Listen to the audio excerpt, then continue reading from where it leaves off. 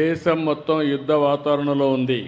ఏదైతే మన వాళ్ళ మీద ఎవరైతే టెర్రరిస్టులు ఉన్నారో వాళ్ళు వచ్చి దాడులు చేయడం, దానిపైన దేశమంతా కూడా ఎక్కడికక్కడ చలించిపోవడం, అది చూసిన తర్వాత ఇప్పుడే కాదు ఎప్పుడూ మన దేశం టెర్రరిజానికి వ్యతిరేకం. ప్రజాస్వామ్యంలో టెర్రరిస్టులకు ఎక్కడా అవకాశమే లేదు. అలాంటిది మన దేశంలో ఎవరైతే మీరు చూస్తే దేశంలో చాలామంది వివిధ ప్రాంతాలకు చెందిన వ్యక్తులు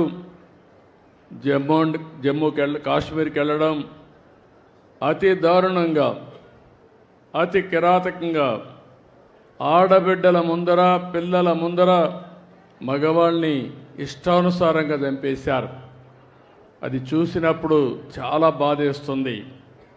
అలాంటి సంఘటన జరిగిన తర్వాత ప్రధానమంత్రి గారు ఎప్పుడూ చెప్పారు, తీవ్రవాదానికి ప్రపంచంలో చోటు లేదని చెప్పి దీనిపైన చర్య తీసుకోవాలని సింధూర్ అనే కార్యక్రమం పెట్టి టెర్రరిస్టులను హతం చేసిన దేశం, హతం చేసిన ప్రభుత్వం కేంద్రంలో ఉండే ఎన్డీఏ ప్రభుత్వం అని చెప్పి కూడా నేను మీకు తెలియజేస్తున్నాను.